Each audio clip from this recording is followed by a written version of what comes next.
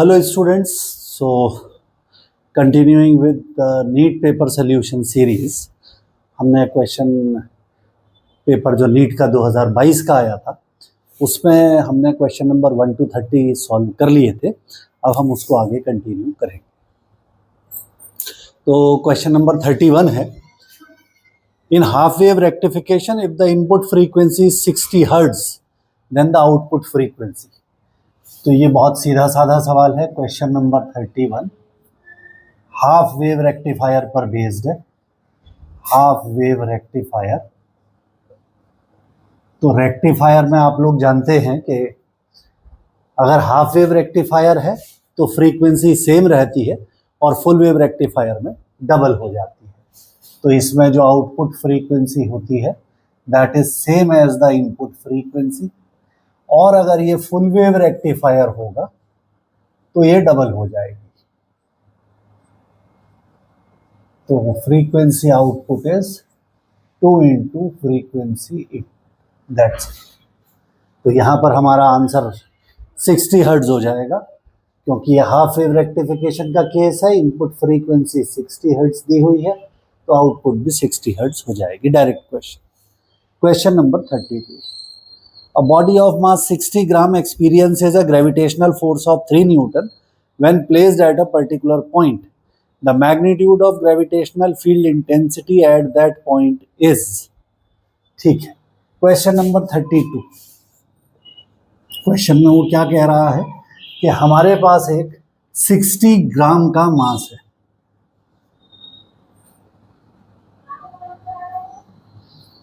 और इस पर जो फोर्स लग रहा है वो 3 न्यूटन का लग रहा है। तो यहाँ पर ग्रेविटेशनल फील्ड की इंटेंसिटी क्या होगी? तो इंटेंसिटी ऑफ ग्रेविटेशनल फील्ड जो होता है वो force experienced per unit mass होता है। तो यहाँ पर आ जाएगा 3/60 into 10⁻3। So this would be 3000 by 60 and this cancels out to 500 Newton per kg।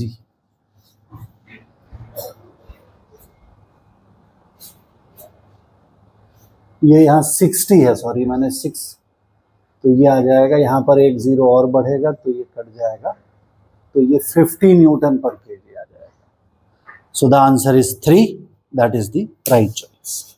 Next, a square loop of side 1 meter and resistance 1 ohm is placed in a magnetic field of 0.5 Tesla. The plane of loop is perpendicular to the direction of magnetic field. The magnetic flux through the loop is, direct question है। वो आपसे कह रहा है question number 33 में कि a square loop of side 1 meter and resistance 1 ohm is placed in a magnetic field of 0.5 Tesla। तो एक स्क्वायर लूप है और इसकी जो साइड है वो 1 मीटर है। इसका जो रेजिस्टेंस है वो गिवन है कि 1 ओम है और ये एक मैग्नेटिक फील्ड में रखा जा रहा है जो कि 0.5 टेस्ला का है। If the plane of loop is perpendicular to the direction of magnetic field, मतलब अगर मैग्नेटिक फील्ड इस तरीके से लगा दिया गया हो, so now the magnetic field is acting inwards and the plane of loop is this, so it is perpendicular. The magnetic flux, तो magnetic flux हो जाता है B A cos थीटा, और यहाँ पर थीटा जो एंगल होता है वो angle between normal to the loop and magnetic field होता है। तो according to the given diagram ये जो एंगल होगा वो 180 डिग्री हो जाएगा, लेकिन अगर हम यहाँ डॉट्स लेते तो 0 हो जाता। तो यहाँ पर अगर हम 180 लेंगे तो -1 आ जाएगा और 0 लेंगे तो +1 आ जाएगा। तो हम अगर मैग्नीट्यूड की कैलकुलेशन करना चाह रहे हैं तो B इंटू ए कर देना है हमने सिंपली, 0.5 इंटू 1 इंटू 1, सो 0.5 वेबर। यहाँ पर रेजिस्टेंस का कोई रोल नहीं है, वो सिर्फ आपको डिस्ट्रैक्ट करने के लिए दिया गया डेटा।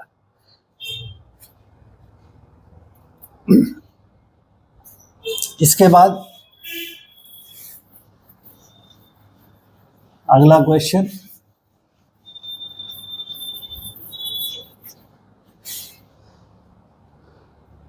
थर्टी थ्री हो गया, 34 की तरफ हम बढ़ते हैं।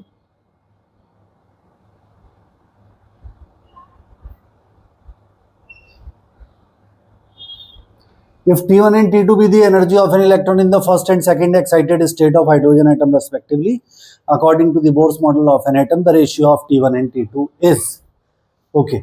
तो वो कह रहा है कि भाई बोर के ऑर्बिट में, पहले ऑर्बिट में एनर्जी T1 है। कौन सी एनर्जी? Kinetic energy. नहीं, काइनेटिक एनर्जी नहीं है, एनर्जी है। First and second excited state. तो ये फर्स्ट एक्साइटेड स्टेट है, मतलब n बराबर 2 और यहां पर n बराबर 3 है, सेकंड एक्साइटेड स्टेट। तो हमें बोर्स थ्योरी में ये मालूम है कि energy of an electron in any orbit is -13.6 upon n square electron volt होता है। तो वो पूछ रहा है T1 अपॉन T2 बता दीजिए। तो T1 अपॉन T2 जो होगा वो N2 अपॉन N1 का स्क्वायर हो जाएगा। यहाँ पर ये N2 हो जाएगा, ये N1 हो जाएगा। So 3/2 का square that is 9/4. So the answer is 9/4.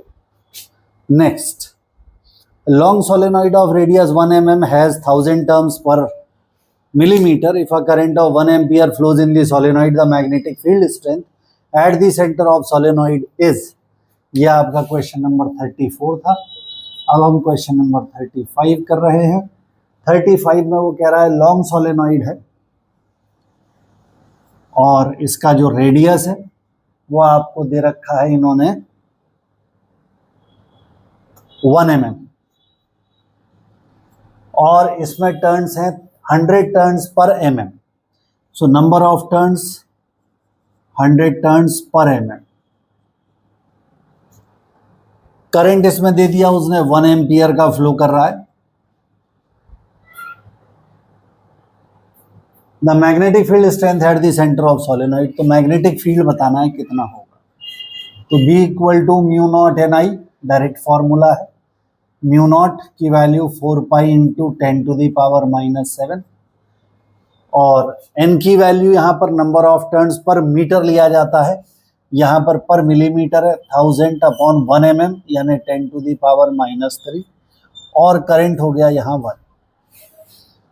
तो 3 और 2 5, 4 pi into 10 to the power -2 tesla और पाई की वैल्यू 3.14 होती है, उसे 4 से मल्टीप्लाई कर दीजिए। तो 4 चौक 16, 4 एकम 4 और 1 5 और 4 दिया 12, 13.56 into 10 to the power -2 tesla. Sorry 4 दिया 12, 12.56। So answer is again C और 3. So that's your section A completed. इसके बाद आ जाता है इसमें सेक्शन B। उस समय A और B का प्रचलन था, तो ये अब सेक्शन B के क्वेश्चंस हैं जो हम करेंगे इसके बाद। तो यहाँ तक अगर हम देखें तो ज़्यादातर क्वेश्चंस जो हैं वो फॉर्मूला बेस्ड है।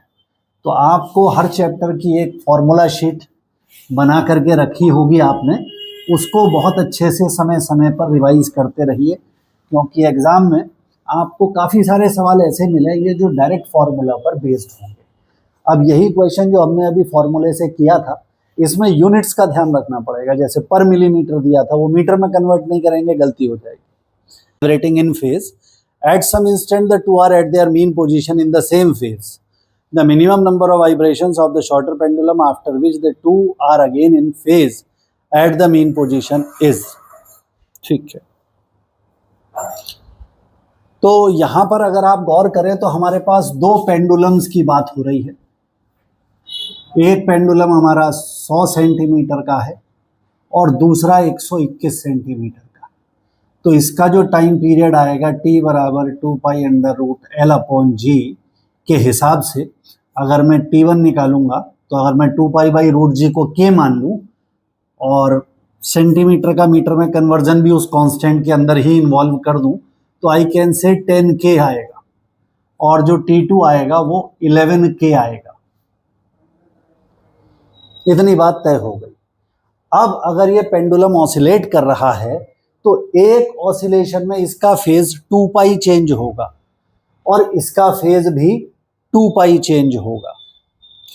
तो अगर मान लीजिए कि ये n फेज के बाद एक ऐसी फेज में पहुंच गया है, मान लीजिए कि इसका फेज इनिशियली 0 था, तो phi is equal to for a given time phase is equal to कितना हो जाएगा। मान लीजिए कि इसने n राउंड्स कर लिए हैं इसी फेज में वापस आने के लिए, और इसने n1 राउंड्स किए हैं और इसने n2 राउंड्स किए, तो जितना टाइम इसको लगेगा उतना ही टाइम इसको भी लगना चाहिए। तभी आप कहोगे कि भाई ये, क्योंकि क्वेश्चन में वो यही पूछ रहा है कि कम से कम कितने ऑसिलेशन, इन्होंने दोनों ने शुरू किया अपनी अपनी मीन पोजीशन से। इस समय पर ये भी अपनी मीन पोजीशन पे है, ये भी अपनी मीन पोजीशन पर है, लेकिन इसका टाइम पीरियड अलग है और इसका टाइम पीरियड अलग है। तो टाइम पीरियड अलग होने का मतलब ये है कि जब इसका एक ऑसिलेशन कंप्लीट हो चुका होगा, इसका पूरा नहीं हुआ होगा, यानी कि अब इनके बीच में एक फेज डिफरेंस आ जाएगा। तो हर ऑसिलेशन में ये फेज डिफरेंस चेंज होता रहेगा। बाद में कोई एक ऐसा समय आएगा जब ये भी अपनी मीन पोजीशन पर होगा और ये भी मीन पोजीशन पर होगा। तो इसी चीज को हम यहाँ पर फिगर आउट करने की कोशिश कर रहे हैं। तो हम ऐसा मान रहे हैं कि इसने n1 ऑसिलेशंस कर लिए हैं और इसने n2 ऑसिलेशंस कर लिए हैं और अब ये सेम फेज में फिर आ गए हैं। तो यानी कि आप ये कह रहे हैं कि n1 t1 must be equal to n2 t2, क्योंकि जो टाइम होगा वो सेम आना चाहिए। After a given time they are in same phase, therefore n1 t1 is equal to n2 t2। वो ये है कि भाई इसका जो फेज होगा, इनिशियली दोनों का फेज 0 था, अब इसका फेज एक राउंड के बाद हो जाएगा 2 पाई, इसका भी हो जाएगा एक राउंड के बाद 2 पाई। तो अगर हम पूछ रहे हैं कि इन जनरल टी टाइम के बाद फेज कितना हो जाएगा, तो टी टाइम में इसने कितने राउंड्स लगाए हैं इनटू दिस, ये आपका फेज आ जाएगा। तो n1 t1, क्योंकि टाइम दोनों का सेम है, ओमेगा जो होता है वो फेज अपॉन टाइम हो जाता है, तो time is equal to phi upon phase हो जाएगा। और हम कह रहे हैं फेज दोनों का बराबर है, यानी कि फाई दोनों का सेम है, तो यहां पर आ जाएगा फाई अपॉन ओमेगा 1 बराबर फाई अपॉन ओमेगा 2। और उसने कितने राउंड्स लगा लिए, मान लीजिए पहले ने n1 राउंड्स लगा लिए हैं, तो n1 राउंड्स लगाने का मतलब हो गया कि उसने 2 पाई n1 एंगल चला होगा अपॉन 2 पाई बाई t1, और इसने 2 पाई n2 राउंड्स लगाए होंगे एंगल वाइज, और यहां आ जाएगा 2 पाई बाई t2, तो ये 2 पाई से 2 पाई, 2 पाई से 2 पाई कट जाएगा, तो ये n1 t1 बराबर n2 t2 आ जाएगा। तो जो आपके दिमाग में ये डाउट आ सकता था कि ये साहब n1 t1 बराबर n2 t2 क्यों लिख दे रहे हैं, ये उसका एक्सप्लेनेशन है। Omega is equal to phi upon T, ये जो है आपका एंगुलर फ्रीक्वेंसी है, और ये फेज अपॉन टाइम, तो time is equal to angular frequency phase upon angular frequency हो जाएगा। तो यहां पर आपके पास वही रिजल्ट आ गया कि n1 t1 n2 t2 के बराबर होना चाहिए। अब t1 t2 तो हमें पता ही है, तो आप यहां पर लिख सकते हैं इसके हिसाब से n1 कितना है मालूम नहीं हमको, n2 t1 कितना है 10 के बराबर n2 को हम लिख देते हैं n1 प्लस 1, और यहां लिख देते हैं 11 के, तो k से k कट जाएगा, तो हमारे पास आ जाएगा 10n1 is equal to 11n1 plus 11, that means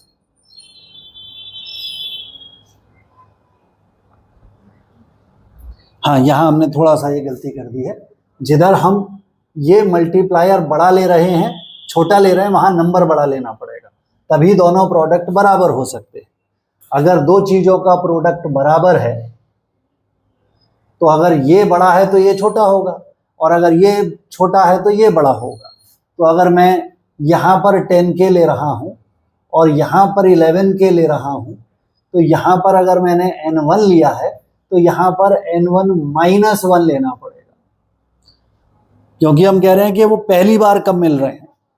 तो जो डिफरेंस होगा वो एक इंटीजर का होगा, क्योंकि n यहाँ पर टोटल नंबर ऑफ राउंड्स है। तो यहाँ पर आपके पास k से k कैंसिल हो जाएगा और 10n1 इक्वल्स टू 11n1 - 11 आ जाएगा। That means 11 is equal to n1। यानी कि ये वाला जो छोटा पेंडुलम है इसके 11 ऑसिलेशंस हो जाएंगे और बड़े पेंडुलम के 10 ऑसिलेशंस हो जाएंगे, तब ऐसा होगा। तो यहां उसने पूछा है the minimum number of vibrations of the shorter pendulum. तो शॉर्टर पेंडुलम है T1 वाला, और T1 वाले के हमने जो राउंड्स लिए हैं वो 10 लिए हैं। T1 वाले के जो राउंड्स हैं वो आपने 10 लिए हुए हैं। तो शॉर्टर पेंडुलम के 10 राउंड्स हो जाएंगे जब ये फिर से उसी फेज में रिपीट करेंगे। नेक्स्ट, तो ये काफी अच्छा सवाल था, और जो लोग जेई वगैरह की तैयारी कर रहे हैं उनके भी काम का क्वेश्चन है। नीट के तैयारी करने वाले बच्चों को भी मेरी ये सलाह है कि आप लोग भी जेई के क्वेश्चंस भी सॉल्व कीजिए। हमारी कोशिश होगी कि इसके बाद हम जेई के पेपर्स की सोल्यूशन आपके साथ शेयर करें, जिससे कि आपके एग्जाम में आपको बेनिफिट हो। Question number 37। तो 37th क्वेश्चन में है the volume occupied by the molecules contained in 4.5 kg water at STP if the intermolecular forces vanishes away. 4.5 kg water है, तो बेसिकली तो ये मोल कॉन्सेप्ट का क्वेश्चन हो गया। देखा जाए तो हमें ये पता है कि पानी को हम H2O बोलते हैं, और H2O का जो मॉलिक्यूलर मास बनेगा वो बनेगा 2 + 16 दैट इज 18। तो अगर 1 मोल ऑफ H2O लिया जाएगा तो वो 18 ग्राम होगा। तो 1 ग्राम जो होगा वो 1/18 मोल ऑफ H2O होगा, और हमारे पास है यहां पर 4.5 kg। तो 4.5 kg का मतलब हो गया 4.5 × 10⁻³ ग्राम, और इसका मतलब हो जाएगा 4.5 × 10⁻³ मोल ऑफ H2। तो ये हमारे पास में नंबर ऑफ मॉलिक्यूल्स आ गए पानी के 4.5 kg के अंदर। अब वो हमसे पूछ रहा है वॉल्यूम बताइए। तो वॉल्यूम का जहां तक प्रश्न है तो density is equal to mass upon volume हो जाता है। तो volume is equal to mass upon density हो जाएगी। मास पानी का कितना हो जाएगा? तो मास तो हमें गिवन है भाई 4.5 है, और पानी की डेंसिटी जो हम लेते हैं वो हम ले रहे हैं 1 ग्राम पर सेंटीमीटर क्यूब, लेकिन ये 4 डिग्री सेल्सियस पर है। ये 4 डिग्री सेल्सियस पर है।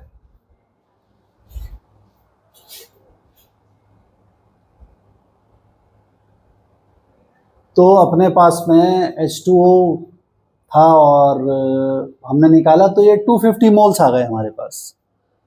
अब अगर ये 250 मोल्स हैं तो जो डेंसिटी होती है वो मास अपॉन वॉल्यूम होती है, लेकिन अगर हम उस मेथड से जाएंगे तो हमें चाहिए गामा, और गामा हमें क्वेश्चन में दिया हुआ नहीं है, और ये कोई ऐसा पैरामीटर भी नहीं है जो हम याद रखें। तो अब हमें कुछ दूसरा हिसाब लगाना पड़ेगा। हमें ध्यान देना पड़ेगा, यहां उसने मेंशन कर दिया STP, और वो कह रहा है कि इंटरमॉलिक्यूलर फोर्सेस को आप भूल जाइए। तो हम यहां पर गैस इक्वेशन यूज कर लेते हैं, PV इक्वल्स टू nRT। तो वॉल्यूम जो हो जाएगा वो हो जाएगा nRT अपॉन P। तो नंबर ऑफ मोल्स हम निकाल चुके हैं 250 और R की वैल्यू हो जाएगी 8.2, टेम्परेचर हो जाएगा 300 और प्रेशर हो जाएगा 10 टू द पावर 5। तो 1 2 3, तो यहाँ पर आपके पास 100 रह जाएगा लगभग, और 25 दिया 25 दूनी 50 और 25 अट्ठे 200, 205 इंटू 3, तो 3 पंजे 15, 1 का 1, 3 दूनी 6, तो 6.15 ये बन रहा है। ऐसा कोई ऑप्शन नहीं है।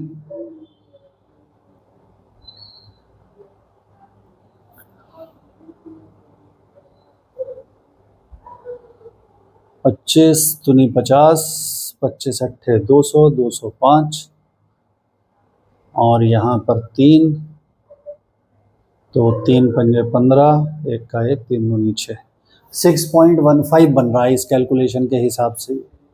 और इसके जो सबसे नज़दीक है वो 5.6 आ रहा है। तो इस हिसाब से 5.6 मीटर क्यूब बनना चाहिए, लेकिन मे बी जो R की वैल्यू ये ले रहे हैं वो स्टैंडर्ड कुछ और लिया जाएगा।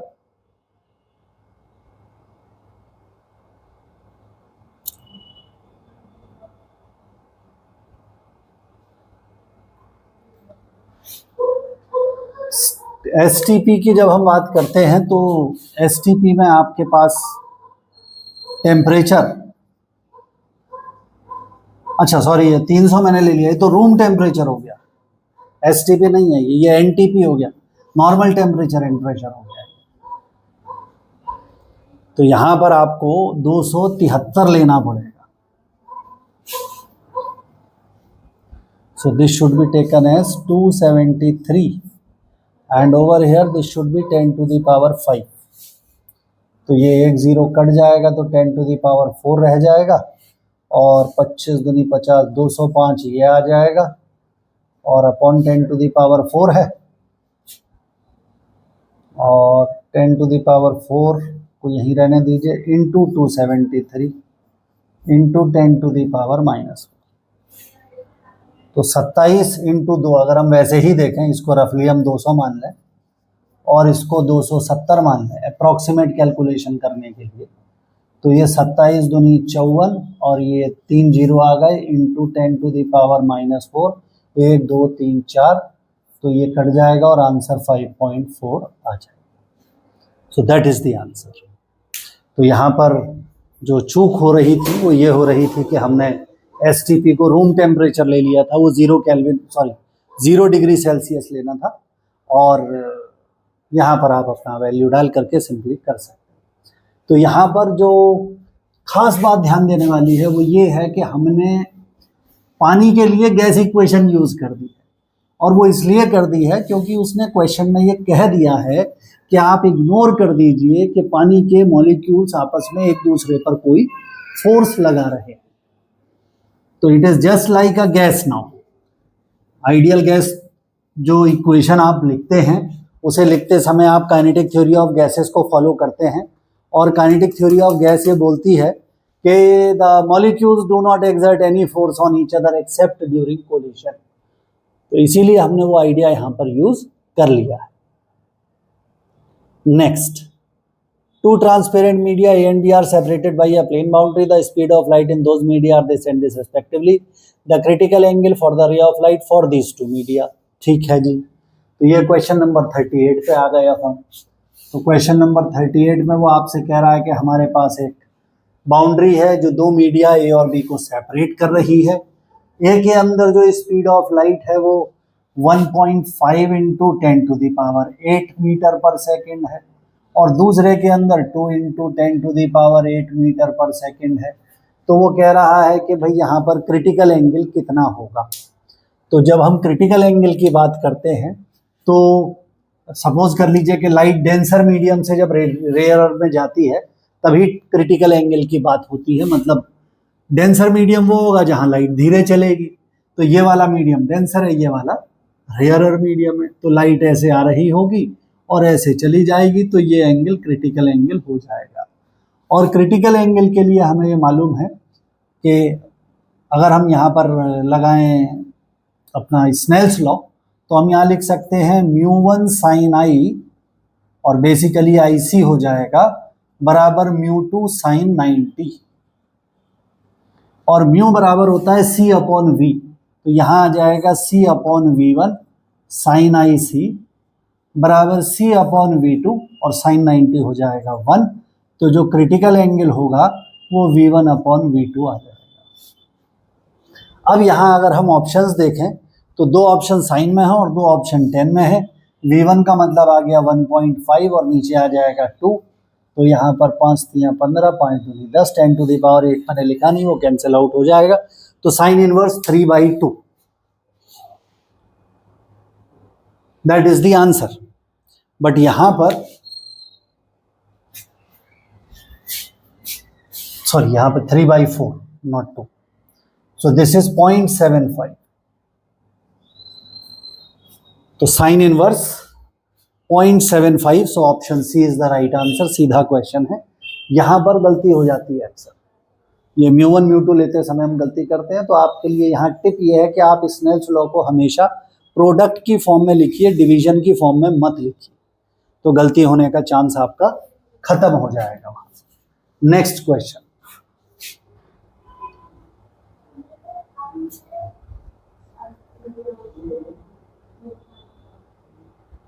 Match the column list 1 and list 2, तो यहाँ डायमेंशंस मैच करने का क्वेश्चन है, तो इसको मैं स्किप ही कर दे रहा हूँ क्योंकि ये तो सबको करने में कोई दिक्कत होगी नहीं, सीधा साधा ही है, आपको डायमेंशंस याद होने चाहिए and you can do that.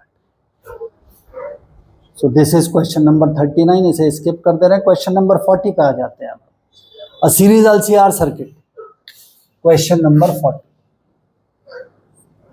तो सीरीज LCR सर्किट है,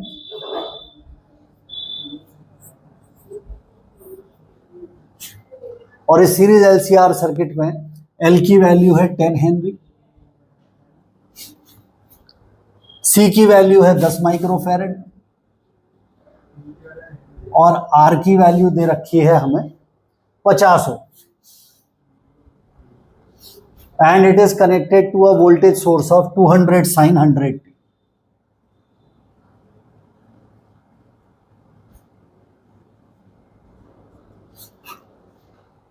तो उसने पूछा है कि if the resonant frequency of the circuit is nu nought and the frequency of AC source is nu, then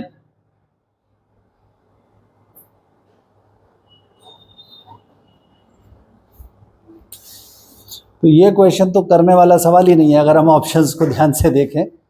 उसने पूछा है कि इस सर्किट की रेजोनेंट फ्रीक्वेंसी क्या होगी और जो सोर्स है उसकी फ्रीक्वेंसी क्या होगी। तो बच्चों अगर आप यहां ध्यान से देखें तो V = V0 sin ω/t होता है, तो ओमेगा बराबर 100 पाई लिखा हुआ है यहाँ पर, तो 2 pi nu is equal to 100 pi आ गया, सॉरी 100 आ गया, 100 पाई 100 आ गया, तो न्यू इज इक्वल टू 50/पाई आ गया आपके पास।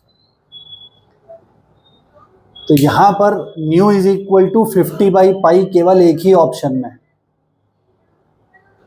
तो वही आपका आंसर हो गया। लेकिन अगर हम कहें कि इसकी रेजोनेंट फ्रीक्वेंसी निकालिए, ये वाला आंसर निकाल दिया आप। अब जो रेजोनेंट फ्रीक्वेंसी आप निकालेंगे तो रेजोनेंट फ्रीक्वेंसी होती है 1/2 पाई √LC। तो L हमारे पास है 10 और C है 10 माइक्रोफेरेड, तो ये हो जाएगा 1/2 पाई √10 × 10 × 10⁻⁻6, तो ये आ जाएगा 1/20 पाई × 10⁻3, तो ये आ जाएगा 50/पाई। तो 50/पाई यहाँ आ रहा है, 50/पाई यहाँ आ रहा है, सो आंसर इज सी। तो बिल्कुल सीधा सवाल था, कोई बहुत मुश्किल क्वेश्चन नहीं था। लेकिन ऐसे क्वेश्चन में आपको एक पैरामीटर निकाल करके आंसर देखना चाहिए ध्यान से, तो आपका थोड़ा समय बच जाता है। कई बार हम जोश जोश में पूरा सॉल्व करने में लग जाते हैं। Question number 41. A ball is projected with a velocity of 10 meter per second at an angle of 60 degree with the vertical direction. Its speed at the highest point of the trajectory will be. 10 metre पर second से एक ball को फेंका जा रहा है और फेंका जा रहा है 60 डिग्री पर। तो क्लियर कट केस, प्रोजेक्टाइल का केस हो गया ये इस प्रकार से। तो वो जब हाईएस्ट पॉइंट पर होगा तो पूछ रहे हैं कि इसकी वेलोसिटी क्या होगी। हाईएस्ट पॉइंट पर वर्टिकल कंपोनेंट 0 रह जाएगा, केवल हॉरिजॉन्टल कंपोनेंट होगा। तो ये एंगल 60 डिग्री का है, तो इधर जो कंपोनेंट था वो 10 cos 60 होगा, यानी कि 5 मीटर पर सेकंड होगा। सो बिल्कुल डायरेक्ट क्वेश्चन है, कॉन्सेप्ट का अच्छा खासा एप्लीकेशन है। हालांकि वेलोसिटी का एक फॉर्मूला भी होता है, वो लगाएंगे तो हमारा लंबा चौड़ा काम होगा। तो यहाँ पर आप ऐसे करें तो आपका काम ओरली हो सकता है। Question number 42. From Ampere circuital law for a long straight wire of circular cross section carrying steady current, the variation of magnetic field in the inside and outside region of the wire. ये question बहुत important question है आपका, NCERT का solve example है। उसमें वो ये कहता है कि आपके पास एक सॉलिड वायर है और इसके वायर के अंदर एक करंट फ्लो कर रही है जो कि इसके क्रॉस सेक्शन में यूनिफॉर्मली डिवाइड हो जा रही है। तो वो कहता है कि अगर हम इस वायर की एक्सेस के अंदर यहाँ से चलना शुरू करें बाहर की ओर, तो जो मैग्नेटिक फील्ड होगा वो किस तरीके से वेरी करेगा। तो इसका जो ग्राफ है वो ऐसा है, magnetic field with distance, NCERT का ये सॉल्व एग्जाम्पल। तो यहाँ पर है linearly increasing up to the boundary and then decreasing.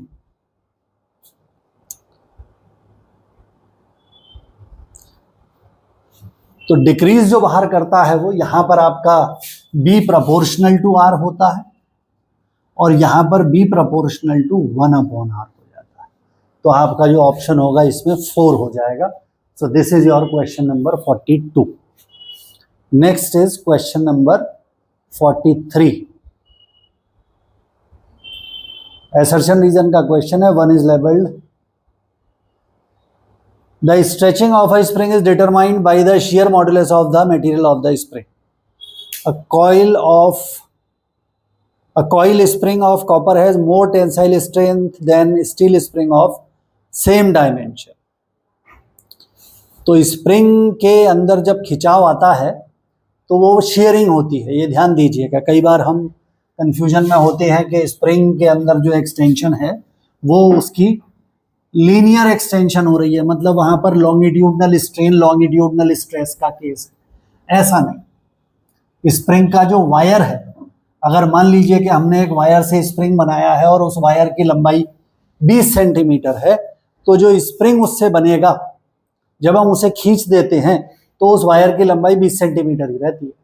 तो it is not the case of longitudinal strain, it is the case of shearing strain. ठीक है, spring का जो एक हिस्सा है वो दूसरे हिस्से के रेस्पेक्ट में थोड़ा नीचे की तरफ शिफ्ट करता है। मतलब अगर ये मेरा स्प्रिंग है, इस प्रकार से आप समझें इसको, तो मेरे स्प्रिंग का जो ये वाला जो हिस्सा है, अगर मैं इसको एक छोटा सा सिलेंडर जैसा मान लूं, तो सिलेंडर का ये वाला हिस्सा ज्यादा नीचे की तरफ जाता है बजाय ये वाले हिस्से के। तो ये एक तरह की शेयरिंग हो रही है, यहां पर ये शेयरिंग हो जाता है, ऐसा हो जाता है। तो ये हिस्सा शेयर कर गया है, जब हम छोड़ते हैं तो ये वापस वहीं आ जाता है। तो बेसिकली हर हिस्से में थोड़ी थोड़ी शेयरिंग हो रही है और स्प्रिंग में ये शेयरिंग ही इंपॉर्टेंट होती है। तो ये बात सही है, असर्शन ट्रू है यहाँ पर।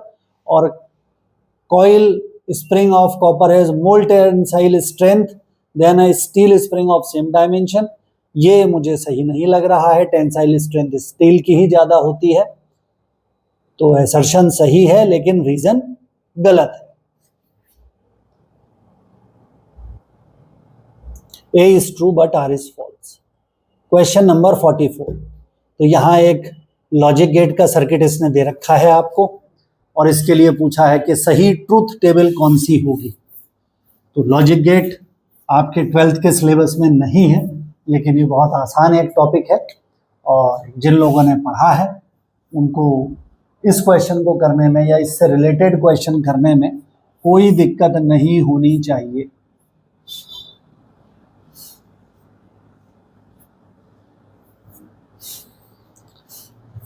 तो ये जो बनाया है ये एंड गेट कहलाता है,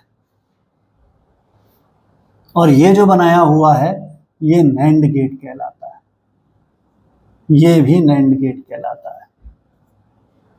अब यहां इन्होंने एक काम और कर रखा है, ये दिया हुआ है और ये दिया हुआ है, और साथ में इन्होंने दे दिया है हमको ये,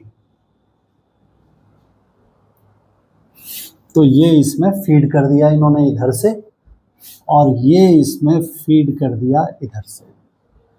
तो ये वाला जो है ये नॉट गेट है। तो अगर मैंने यहाँ पर एक ऑप्शन दिया ए और यहाँ पर एक ऑप्शन दिया बी, तो यहाँ जो ऑप्शन आ रहा था वो यहाँ तो जाएगा ही जाएगा, लेकिन यहाँ जो आएगा वो ए बार आएगा। तो यहाँ पर ऑप्शन आएगा ए बार, यहाँ आएगा बी, और यहाँ से जो बी जा रहा था वो यहीं आ जाएगा। अब नैंड गेट क्या करता है, ये मल्टीप्लाई करके उल्टा कर देता है, यानी कि ये ए बार बी और टोटल का बार कर देगा, और ये क्या करेगा, ये ए बी और टोटल का बार कर देगा। और फिर ये एंड गेट है, तो एंड गेट क्या करेगा, इनकी फिर मल्टीप्लाई कर देगा, यानी कि A B bar multiplied by A bar B का होल बार। तो ये मेरा फाइनल आउटपुट बन करके आएगा। तो अब अगर मैं यहाँ लिखूँ तो ये तो हो गया ए बी, तो 0 0 1 0 0 1 1 1। अब अगर मुझे ए बी लिखना है तो 0 0 0 1, और अब अगर मुझे ए बी बार लिखना है तो 1 1 1 0, और अब अगर मुझे ए बार लिखना है तो ये ए है, तो ए बार हो जाएगा 1 0 1 0, और फिर मुझे ए बार बी लिखना है, तो ए बार बी जब आप लिखेंगे तो ए बार बी हो जाएगा 0 0 1 0, और फिर मुझे इनकी मल्टीप्लाई, अच्छा ए बार बी का फिर उल्टा कर देना है, तो 1 1 0 1, और फिर मुझे इसकी और इसकी मल्टीप्लाई कर देनी है, तो 1 1 0 0। So the answer is 1 1 0 0। लेकिन ये देखना पड़ेगा, पहले इसमें 0 0 है,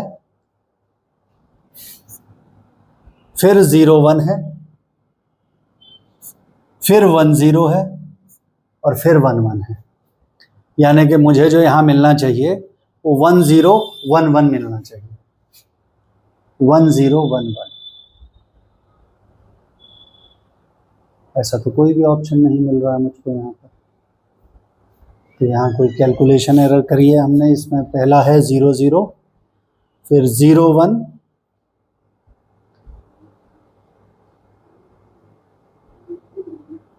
फिर 1 0, और फिर 1 1। तो एक बार इसकी टेबल को देखते हैं।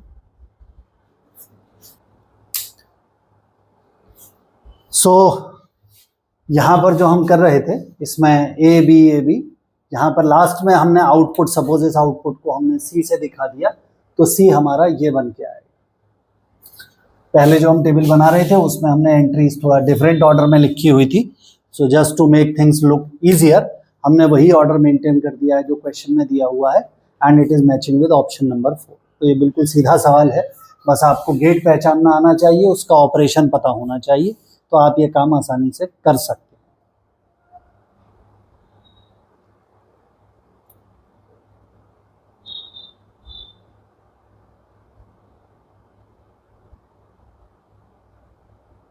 इसके बाद जो हमारे पास क्वेश्चन है वो है question number 45।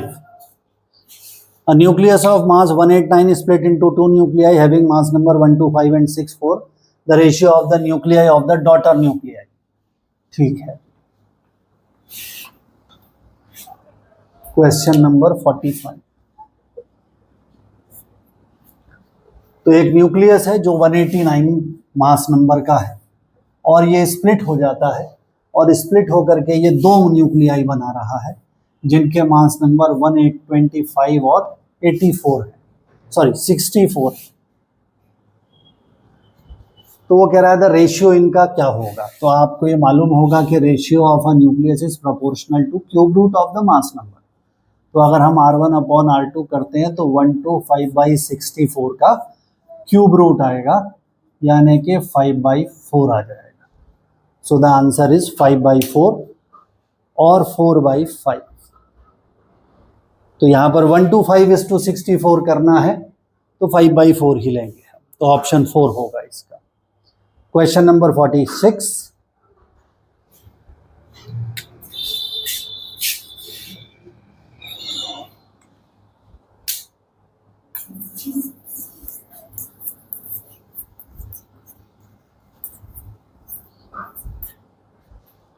A Wheatstone bridge is used to determine the value of unknown resistance X by adjusting the variable resistance shown in figure.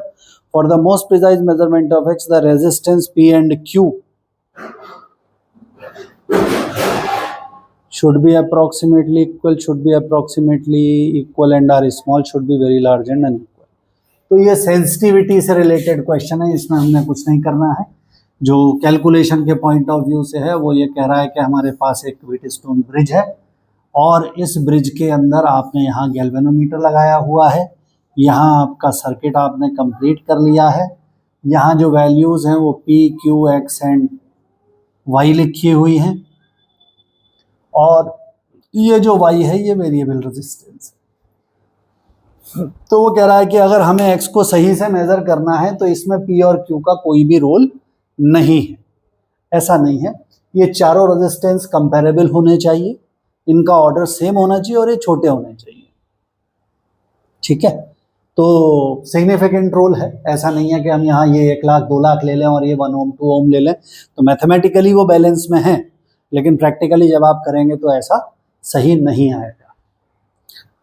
Okay, तो ये डायरेक्ट थ्योरी बेस्ड क्वेश्चन ही माना जाएगा। अब हम आ जाते हैं क्वेश्चन नंबर 47 पे। The area of rectangular field of length, ठीक है, सिग्निफिकेंट फिगर का क्वेश्चन पूछा जा रहा है आपसे। एक रेक्टेंगुलर फील्ड है और इसकी जो लेंथ है वो 55.3 है और जो इसकी ब्रेथ है वो 25 है। तो वो ये पूछ रहा है कि इसका एरिया क्या होगा। तो एरिया लेंथ इनटू ब्रेथ होता है रेक्टेंगल का, सबको मालूम है ये। लेकिन यहाँ वो कह रहा है करेक्ट सिग्निफिकेंट डिजिट्स के हिसाब से हमने करना। तो यहाँ पर मेरे पास 3 सिग्निफिकेंट डिजिट्स हैं और यहाँ मेरे पास 2 सिग्निफिकेंट डिजिट्स हैं। तो जब मैं इनकी मल्टीप्लाई करूँगा तो मेरा आंसर 2 सिग्निफिकेंट डिजिट्स में ही आना चाहिए। तो अगर मैं अपने आंसर्स को देखूँ तो मेरे पास आंसर में केवल एक आंसर है जिसमें 2 सिग्निफिकेंट डिजिट है, एंड दैट इज 14 इंटू 10⁻²। तो यही मेरा आंसर हो जाएगा, मुझे इसमें कैलकुलेशन करनी ही नहीं। तो जो लोग यहाँ कैलकुलेशन करेंगे वो अपना समय खराब करेंगे। Question number 48, this was question number 47। Now we move on to question number 48। A big circular coil of 1000 turns and average radius 10 meter is rotating about its horizontal diameter at 2 radian per second. The vertical component of Earth's magnetic field, ये अब course से हट गया है तो इसलिए इसको हम छोड़ देते हैं, इसको डिस्कस करने का कोई पॉइंट नहीं है। हालांकि ये पहले 12th क्लास का जो मैग्नेटिक फील्ड वाला पार्ट है, मैग्नेटिज्म, अर्थ मैग्नेटिज्म का, उससे रिलेटेड क्वेश्चन था। Now this is out of syllabus, तो इसलिए इसको हम स्किप कर देते हैं। तो 48 is skipped. Then 49,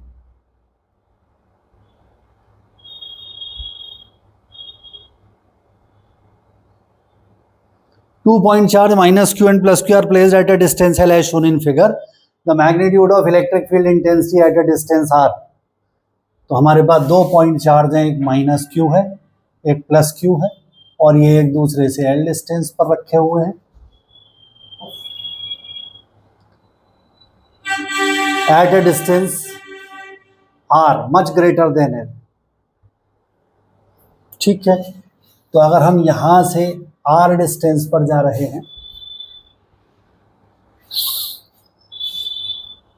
r distance कहाँ है, 2 point charge minus q at a distance l, मतलब बेसिकली ठीक है, वो इसको बेसिक, हालांकि उसने बताया नहीं है कि r डिस्टेंस कहाँ से लेना है, लेकिन हम मान लेते हैं ये डाइपोल का केस है और जो डिस्टेंस है वो सेंटर ऑफ द डाइपोल से लेना है। तो डाइपोल में चाहे एक्सियल लाइन हो चाहे इक्वेटोरियल लाइन हो, जो इलेक्ट्रिक फील्ड निकल करके आता है वो inversely proportional to r cube आ जाता है फॉर अ शॉर्ट डाइपोल। तो अगर l की वैल्यू छोटी मान ली जाएगी तो is inversely proportional to r cube आएगा, तो आंसर 1/r क्यूब हो जाएगा direct. Now the last question, ये भी एनसीईआरटी का बड़ा इंपॉर्टेंट क्वेश्चन है और इस क्वेश्चन को सब लोग बड़े ध्यान से सुनिए, समझिए। ये क्वेश्चन बहुत बार पूछा गया है कॉम्पिटिटिव्स के अंदर और हो सकता है फिर पूछ लिया जाए।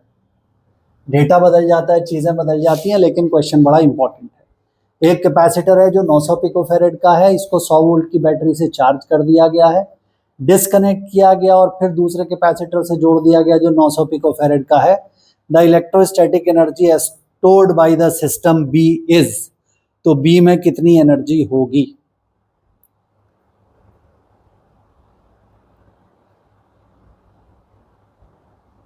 Capacitor of 900 picofarad is charged by a 100 volt battery as shown in figure A. Then it is disconnected from the battery and connected to another uncharged capacitor of 900 picofarad as shown in figure B. The electrostatic energy is stored. हाँ, ये इसमें figure कुछ यहाँ गड़बड़ दे रखी है, चलिए कोई बात नहीं। तो यहाँ पर एक कैपेसिटर है और ये 900 पिकोफैरेड का है, इसको हमने 100 वोल्ट की बैटरी से चार्ज कर दिया है और फिर हमारे पास एक दूसरा अनचार्ज कैपेसिटर है जिसमें के फिर से वो 900 पिकोफैरेड का है। तो हम इसको चार्ज कर लेंगे, जब ये चार्ज हो जाएगा तो इसमें इधर प्लस इधर माइनस आ जाएगा और फिर हम इसको यहाँ लगा देंगे। यहाँ लगाने के बाद ये चार्ज को शेयर करेंगे, तो वो कह रहा है इस सिस्टम में कितनी एनर्जी होगी। तो पहली बात तो कि यहाँ पर हम अगर डायरेक्ट फॉर्मूले से जाना चाहें तो वहाँ से भी बात बन सकती है कि भाई यहाँ पर जो हमारे पास में चार्ज आएगा वो आएगा Q = CV, और जब हम यहाँ आएंगे तो वो चार्ज ये दोनों आपस में आधा आधा बांट लेंगे। तो इसमें जो चार्ज का जब बंटवारा हो जाएगा तो जो एनर्जी होगी वो हाफ ऑफ Q², मतलब चार्ज आधा आधा हो गया तो Q²/4C इसमें आ जाएगी और Q²/4C इसमें आ जाएगी। तो जो टोटल एनर्जी होगी वो Q²/2C आ जाएगी।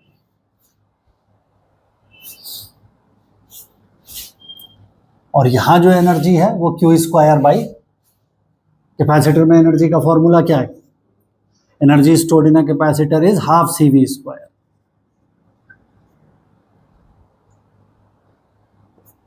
तो यहाँ पर अब Q के बदले हम फिर से CV डाल देंगे, तो हाफ ऑफ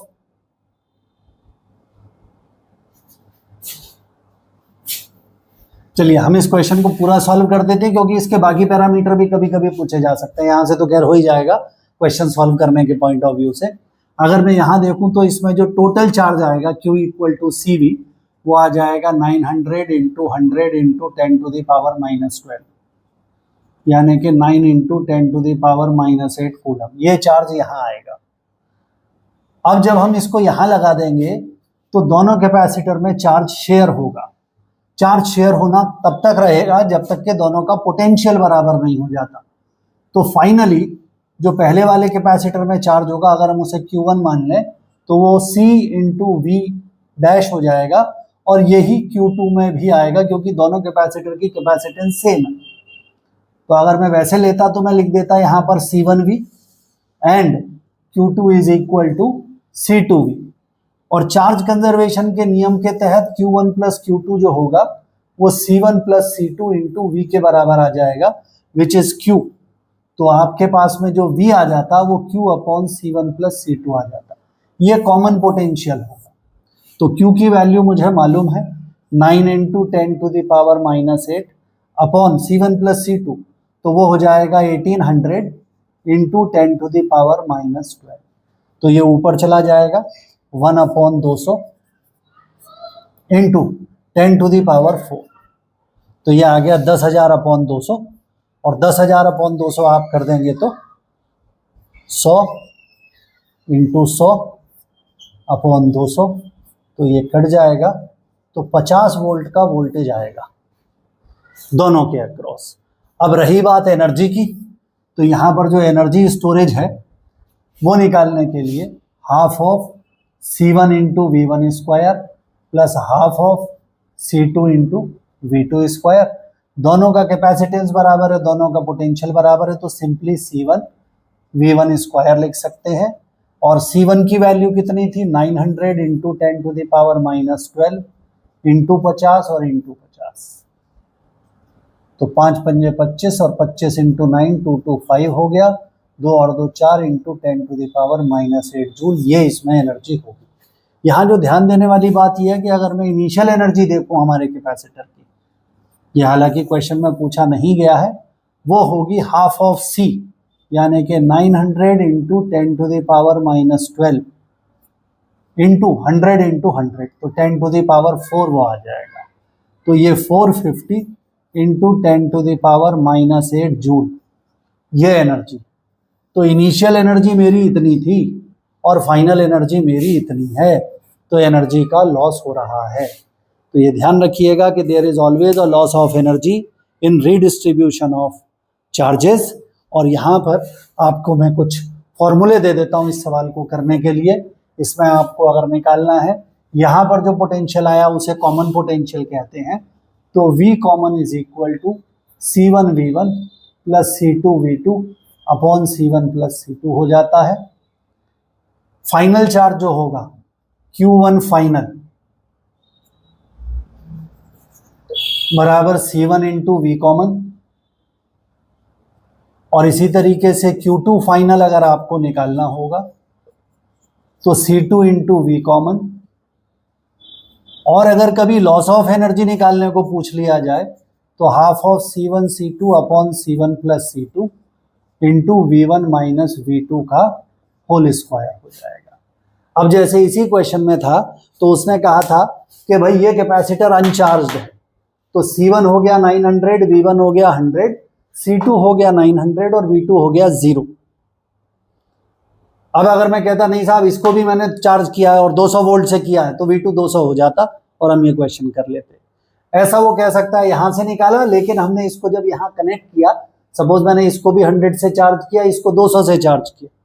अब एक तरीका तो यह है कि जब मैं कनेक्ट करूं तो इसकी भी पॉजिटिव प्लेट इधर रखी जाए और इसकी भी पॉजिटिव प्लेट इधर रखी जाए, तब तो यही फॉर्मूला ऐसे ही लगेगा। लेकिन अगर मान लीजिए कि मैं ये कैपेसिटर उल्टा लगा देता हूँ, फिर क्या होगा? तो यहाँ पर जो आप V2 लिखेंगे वो माइनस V2 हो जाएगा, उल्टा लगाने से माइनस कर देंगे। तो इन सभी केसेस में इनसे आपका काम थोड़ा सा जल्दी हो जाएगा। लेकिन जब आप इनको यहाँ यूज करें तो ये ध्यान रखिएगा कि कैपेसिटर का जो वैल्यू है वो ऐसा ही यूनिट्स में रखिएगा। कई बार हम ये गलती करते हैं और उसकी वजह से फिर हमारा आंसर गड़बड़ा जाता है। तो ये आपका नीट 2022 का जो फिजिक्स का पार्ट था वो हमने कंप्लीट कर दिया है। आगे हम इस सीरीज़ को कंटिन्यू करेंगे और कोशिश रहेगी कि आने वाले टाइम पे आप मुझे कमेंट करके बताइए। 2 ऑप्शन है कि या तो मैं पेपर सॉल्व करूं या फिर मैं आपके लिए कुछ 200-300 ऐसे सवाल ढूंढ करके आपके साथ शेयर करूं जो आपके आने वाले नीट के पेपर के लिए बड़े इंपॉर्टेंट हो सकते हैं। तो आप कमेंट करके मुझे बताइए, आप चाहते हैं कि पेपर सोल्यूशन ही कंटिन्यू रहे या फिर हम इंपॉर्टेंट क्वेश्चंस डिस्कस करें। जैसा आप कहेंगे वैसा वीडियो बनाएंगे। फिलहाल मेरा जो नेक्स्ट वीडियो रहेगा वो 23 के पेपर के लिए रहेगा। Hope you like it. Thanks for watching.